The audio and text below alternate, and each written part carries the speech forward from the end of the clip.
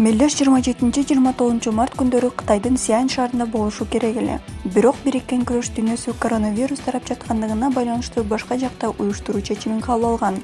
Токио Олимпиадасына лицензия берген күрөш боюнча турнир Кыргызстанда өтүшү мүмкүн.